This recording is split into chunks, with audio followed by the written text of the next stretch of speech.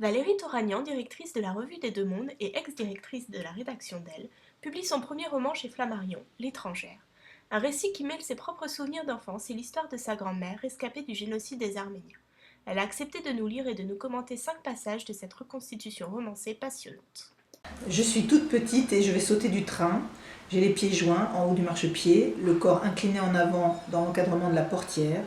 Je vois mes sandales blanches, mon manteau court et mes collants de laine. Ma grand-mère est déjà sur le quai.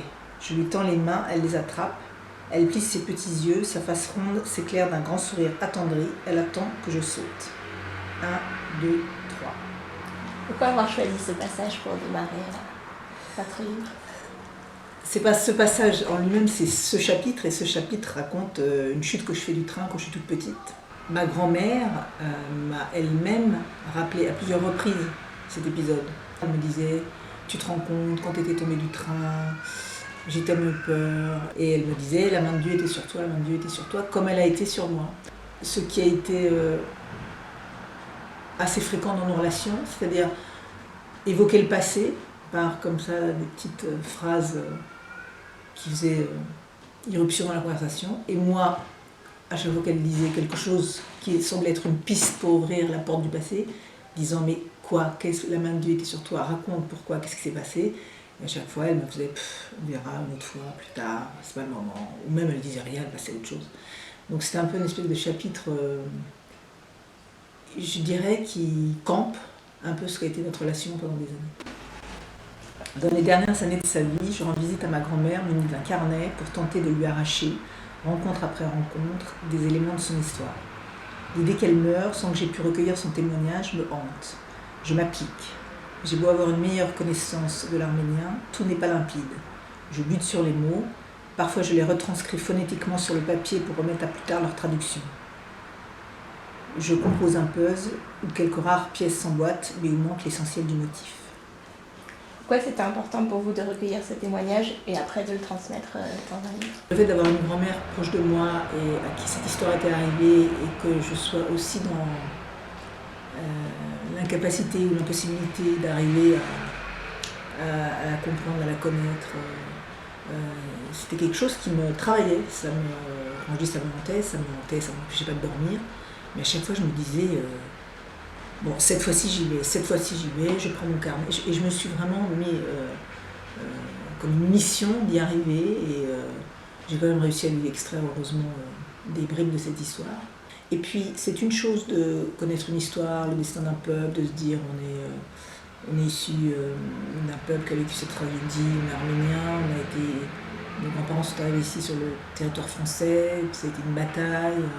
Tout ça n'a pas été simple, ils ont vécu des vies avec une violence politique et historique incroyable. Et puis une violence aussi même sociale ici à leur arrivée en France, c'était très dur. Donc tout ça c'est un héritage, donc on a toujours envie de connaître. Alors, moi j'ai toujours adoré les albums photos, mais même chez mes copines, c'est-à-dire que dès qu'elles sortent les albums photos et on voit les grands-mères, les grands-tantes, les photos d'avant, etc., je dis ah oui mais c'est quoi, raconte-moi, etc. Je vois bien cet attachement que j'ai à connaître le passé. Après, je l'ai aussi, peut-être qu'il s'est encore plus exprimé parce que j'étais arménienne et que ce passé était douloureux. Mais peut-être que j'aurais eu de toute façon cette envie, cette quête des origines. Si j'avais été bretonne, bon, je suis à moitié quand même franco-normande, donc voilà, ça m'intéresse aussi de connaître l'histoire de ma grand-mère maternelle. Après, il y avait cette tragédie et ce drame et aussi ces silences de ma grand-mère qui évidemment rendaient l'entreprise plus difficile et aussi du coup plus importante et plus urgente. Quand on s'y lance, on se dit que tant qu'à faire,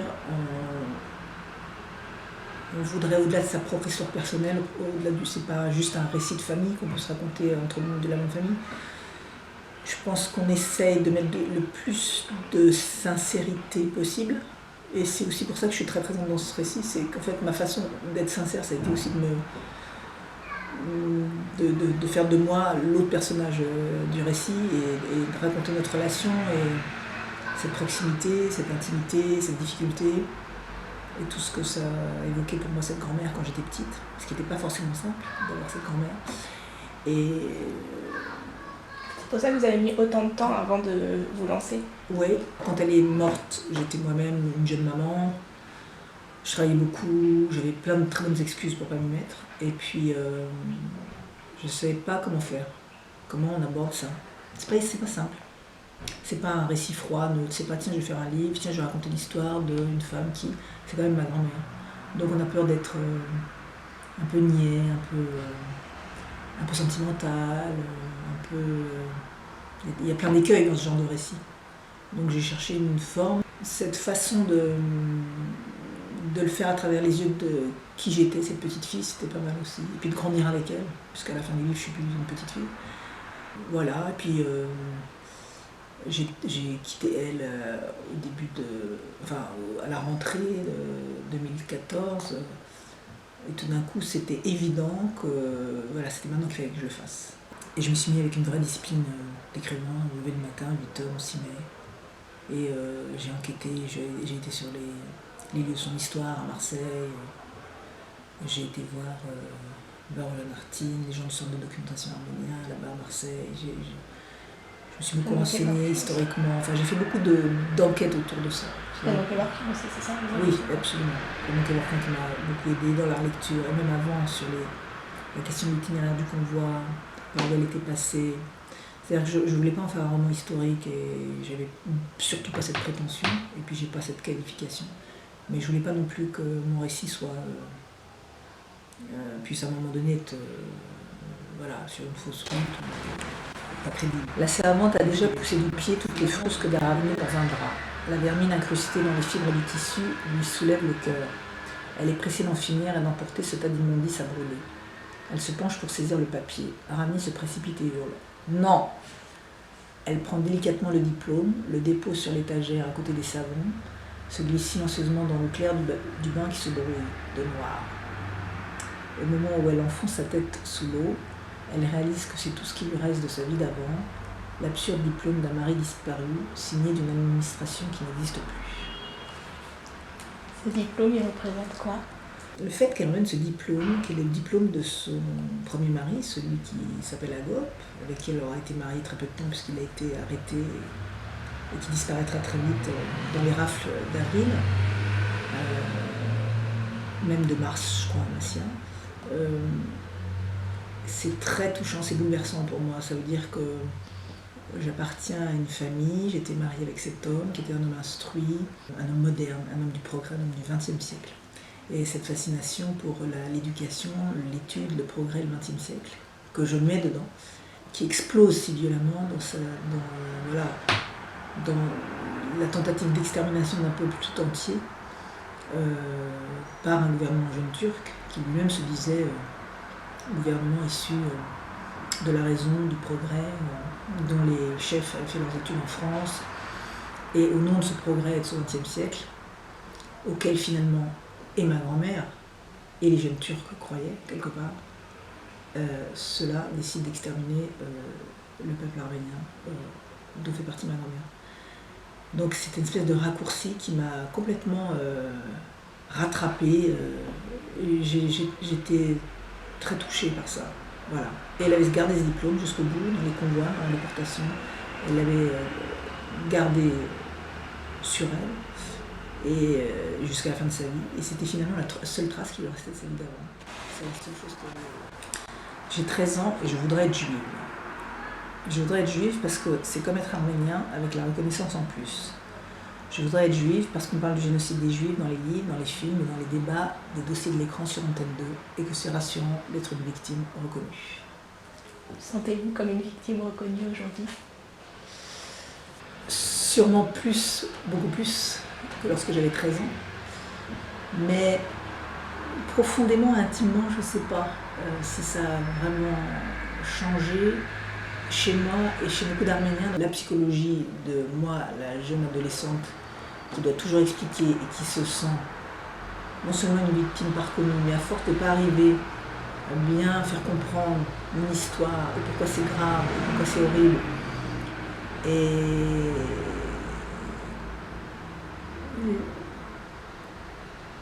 les hésitations que ça suscite chez mes interlocuteurs ou leur façon de me regarder avec intérêt, curiosité, mais en même temps une espèce de prudence et de méfiance. tout ça faisait qu'au final, non seulement j'étais pas une victime reconnue, mais je me sentais coupable. C'est-à-dire j'étais coupable de même pas être capable de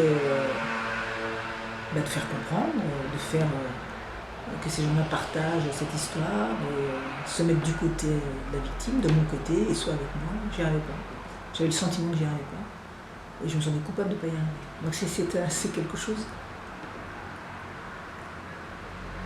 qui m'a beaucoup accompagnée. Puis alors maintenant on parle du fait qu'ils ont 100 ans, il y a aussi, oui, enfin bon, il y a 100 ans quoi, peut-être passer à autre chose.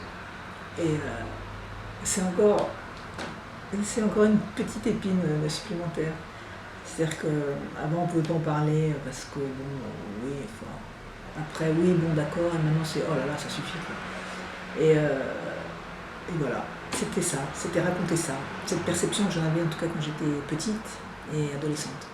Et j'étais très amie avec plein de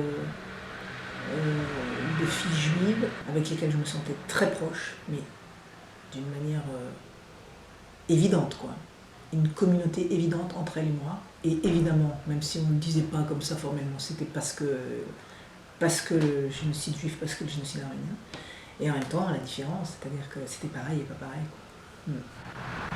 Le camp des bouclés ne m'appelle pas Valérie, mais Astrid, mon deuxième prénom qui signifie en arménien petite étoile. Puisqu'il faut briller, je me lance. L'objectif est de séduire mon père, figure sévère et crainte. J'occupe le terrain comique, j'invente des personnages, des langages, je suis en représentation permanente. Il y a un vrai clown quand vous étiez petite? Ouais. J'aimais faire le pitch, j'aimais faire le clown.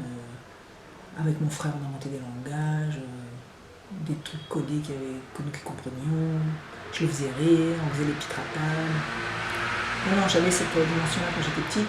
C'est une manière d'exister, de se faire remarquer, d'exister aussi dans une famille, chacun essaie d'exister pour voilà, tirer un peu la couverture à lui. Ça faisait rire tout le monde, hein. Ça faisait rire bien sûr mon frère, mais même mon père qui était une figure, je dis crainte, ça me faisait rire. Donc quand j'ai découvert que je pouvais faire rire mon père, qui n'était pas vraiment drôle, voilà, je me suis dit, ça y est, je tiens un truc là, j'ai un avantage. Donc je vais m'en servir. Et puis je faisais rire ma grand-mère. Même quand elle ne comprenait pas tout, elle riait. Elle riait de me voir faire l'idiote, et puis elle riait de voir que mon frère riait. Enfin, c'était le bonheur pour elle de voir ses petits-enfants faire les pitres et rire. Et je pense qu'elle-même, elle avait un côté comme ça. Ma grand-mère, elle était...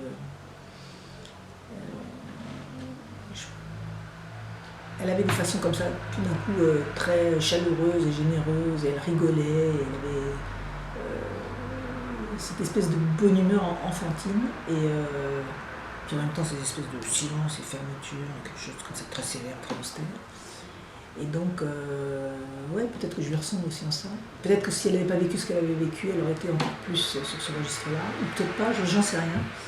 Mais c'est aussi une forme de langage, un rire. Hein. C'est faire passer des choses dans une famille, c'est se rapprocher des gens, c'est trouver des affinités, des alliances, des complicités. Ma mère m'a raconté des souvenirs sur ma grand-mère.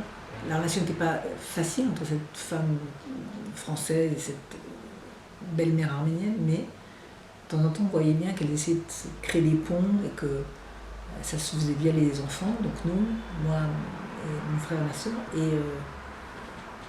et aussi sur des choses qui pouvaient être plus légères ou porter à rire. Dans le livre, il y a aussi un petit peu d'ironie, c'est important pour vous de... Très important. Même quand c'est tragique, surtout quand c'est tragique, il faut surtout essayer, j'essaye de le mettre, c'est pour ça que c'est un livre qui est à la fois sur évidemment un destin qui est dramatique, mais qui est plein de cocasseries, et elle c'est un personnage aussi qui des fois prête à sourire, et moi ô combien, parce que j'étais aussi,